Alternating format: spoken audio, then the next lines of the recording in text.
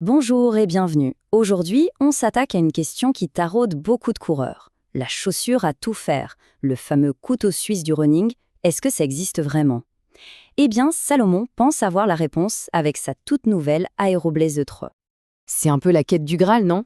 Trouver la paire qui nous accompagne aussi bien sur un footing de récupération tranquille que sur une séance de fractionné où on veut que ça réponde. Fini d'avoir 3 paires qui tournent, une seule pour tout gérer. Et justement, c'est cette promesse que Salomon met en avant avec l'Aeroblaze 3. Elle se présente comme la réponse à cette recherche de polyvalence. Alors, voyons ensemble si la promesse est tenue. Alors, qu'est-ce qu'elle a vraiment dans le ventre, cette chaussure? Quelle est la promesse concrète de Salomon? Attention, on ne parle pas ici d'une simple petite mise à jour. Non, non. Les premiers retours la présentent carrément comme un potentiel tournant pour les coureurs qui cherchent à la fois performance et polyvalence. C'est dire si les attentes sont élevées. Bon, les belles promesses, c'est bien, mais la technologie derrière, c'est encore mieux. Allons jeter un œil sous le capot, ou plutôt sous la semelle, pour voir ce qui la rend si spéciale. Ok, voilà la fiche technique. Plusieurs choses sautent aux yeux. D'abord, le poids. 230 grammes pour le modèle homme, c'est vraiment léger. Et puis, il y a ce nom, Energy Foam Evo. Retenez-le bien, parce que c'est là que tout se joue.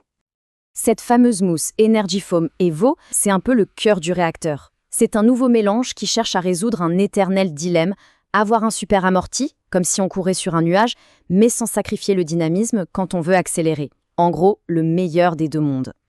Et la première conséquence de cette technologie, eh bien, la voilà, un poids plume. Je le répète, 230 grammes.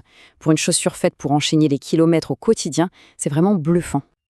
Le papier, c'est une chose, mais la vraie question, c'est qu'est-ce que ça donne une fois sur le bitume ou sur les chemins?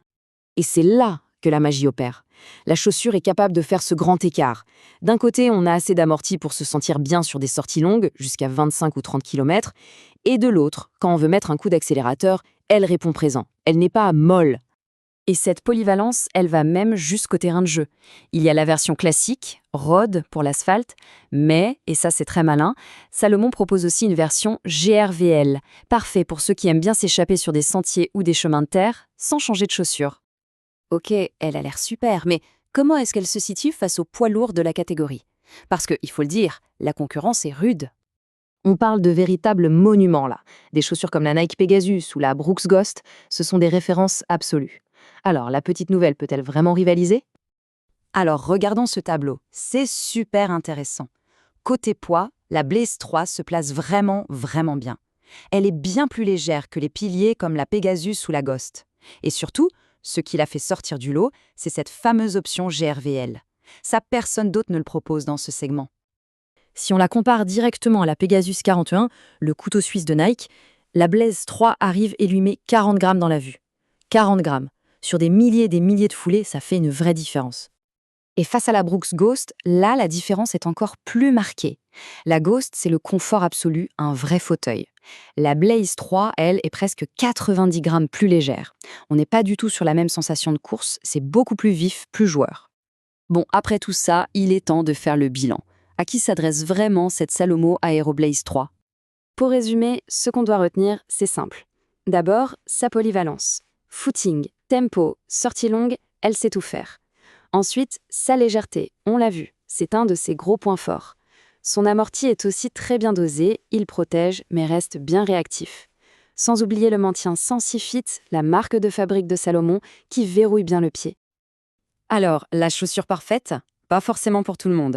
Il y a quelques points d'attention. D'abord, le chausson est assez fit, assez proche du pied. Donc attention si on a les pieds larges, l'essai est indispensable. Ensuite, son rocker, l'effet de bascule, est assez subtil. Ce n'est pas une chaussure qui vous propulse agressivement vers l'avant. Et un petit détail, la languette n'est pas attachée sur les côtés. Du coup, le profil idéal pour cette chaussure est assez clair.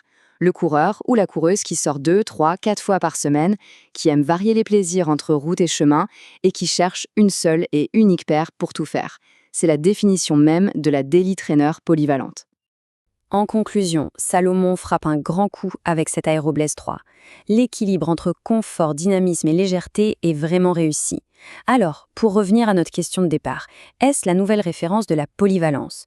Eh bien, elle coche énormément de cases. C'est une concurrente plus que sérieuse pour le titre et elle pourrait bien mettre fin à la quête de la chaussure unique pour pas mal de monde.